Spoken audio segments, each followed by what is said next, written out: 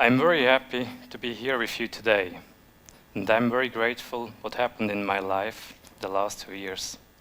I found something that I'm passionate about, and that's what I'm doing right now. It started with a simple idea, then it became a little project, and now I work full-time on it. With old laptops, we organize computer classes for refugees. But the laptop is just a tool.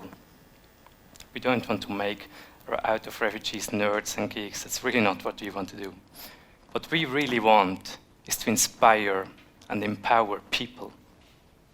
Refugees, volunteers, you, me, everyone. That's what we really want. So that's why we started the association Active Asyl in May 2015. First, we needed some laptops, so we did some calls. And soon we had 10 laptops, we had participants, and we had a room. And we started giving a first computer class about how to learn German in the internet. And there are amazing websites out there that the refugees should know about. Well, participants asked us, what is next? So we created an advanced computer class. And once in this advanced computer class, I told them that I want that they become teachers, that they teach other refugees. And after the class, Emmanuel, a participant, came to me and he told me, "Hey Simon, I've already made a computer class for my friends. With my laptop, I showed them what I've learned here." Well, I was super happy when I heard this, because now we knew we are on the right track. Our classes are already so inspiring that they start to spread the message. By now, we also have other refugees that made the journey from participant to teacher. We have Manusher from Afghanistan. He was an electro engineer. We have Omer from Eritrea. He was a teacher for mathematics. Now, together, we sit at the same table and develop classes for new participants. We know how things work in Switzerland because we have the Swiss perspective. But now, we also have the perspective from Eritrea, the perspective from Afghanistan. So now we can imagine the problems refugees face. Let me show you a picture. Yeah, here you see me on the right side. I'm the first teacher of Active Asyl. Then we have Emmanuel, Omer, and Manusher. There are things outside of our control, things that we cannot change. So we simply smile. But there are things in our life, in the life of refugees, but also in your lives, that we can and should influence. And that's what we teach. Focus on the things that you can change. Well, our participants, and now teachers, they simply tell their stories to inspire new participants. With their problems, their struggles, and their strategies to overcome these problems, they can inspire and they can connect to the new participants. When I heard for the first time the story of Emmanuel, tears rolled down my face because it's such a sad story. But when I see Emmanuel, he's such a powerful person, and he knows where he wants to be in 2 years and 5 years. He can tell you exactly. His message for new participants: nothing is impossible. Then we have Manusher. Manusher is an example for the persistence in trying.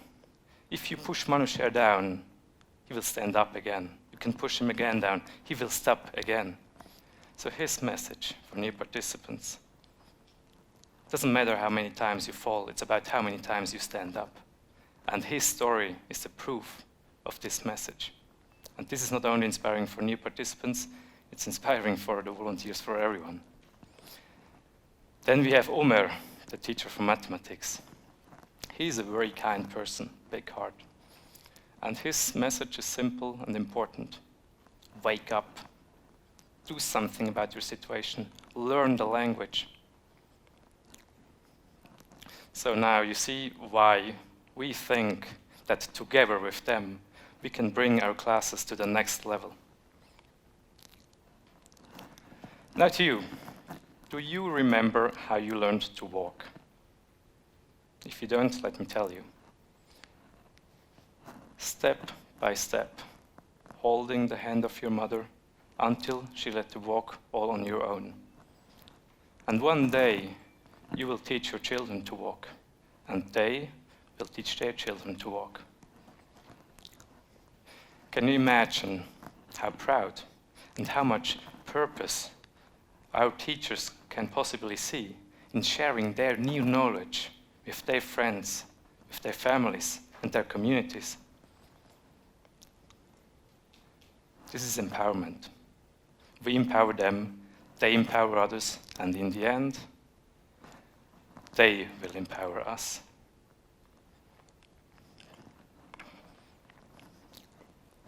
Two years ago, I didn't know what to do with my life. I was studying at a business school, quantitative economics and finance, but I didn't find something there that really interested me. So I started looking for inspiration, for things that had a positive impact on me. Well, how do I know what is positive for me? My solution is to trust myself, my feelings, my instincts, my ideas. That's real. That's the real thing. Everything else is second-hand knowledge. Maybe it's true, maybe it's wrong, who knows? But don't get me wrong, it's very important to listen to our friends and our families. I ask them very often for feedback and advice. But in the end, it's me who decides and takes responsibility for my path. Inspiration showed me the door, but I'm the one who has to walk through that door. And that's what I did. I went to an event where they encouraged to start social and ecological projects. And this was amazing because I saw people that also wanted to do something, people that didn't accept status quo. So there I was with this little simple idea in my brain and of collecting laptops and organizing computer classes. And well, I presented it, and then I found people supporting this idea. And actually, they told me how good this idea really is. So you see, it's important to listen to your ideas, but it's also very important to listen to feedback.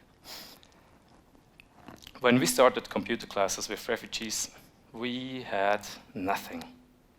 No experience, no connections, and certainly no funding. But we tried. And our first computer class was already very inspiring, but way too difficult. So we tried again. We always asked for feedback. This is like a circle, never stops. We have lots of ideas. We try them, we drop them, we improve them.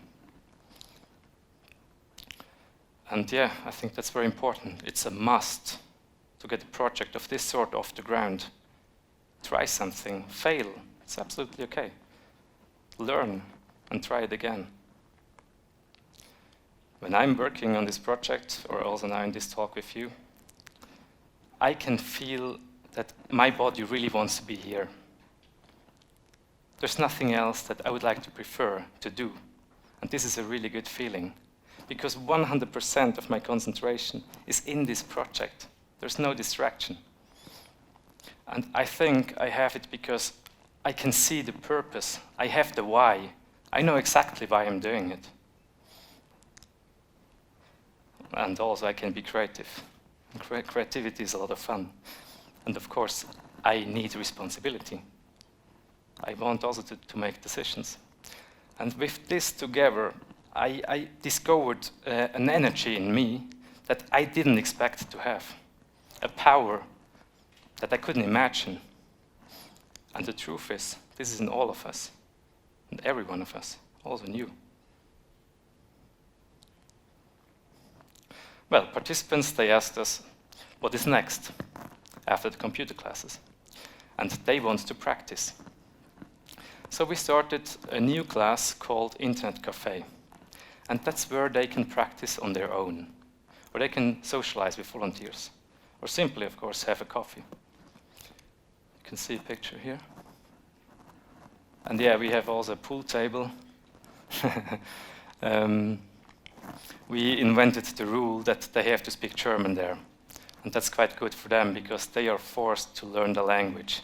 And it's also quite cool for us because we win more often, because otherwise it's a mistake. Yeah. And then we started another class, and that's actually my favorite class.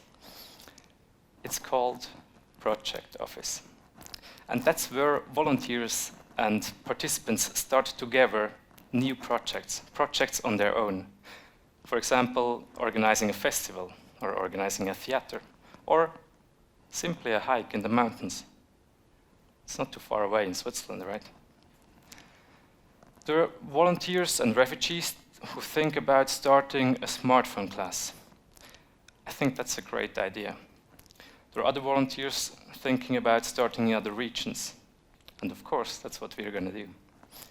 So maybe one day you will benefit from our projects. Or maybe you start something and we will benefit from what you do. I'm really curious where we are going to be in 1 year or in 10 years. And truth be told, I have no clue. But I know one thing for certain. Together, hand in hand, we will inspire each other, empower each other, and step by step, walking on a journey of purpose for all of us. Thank you.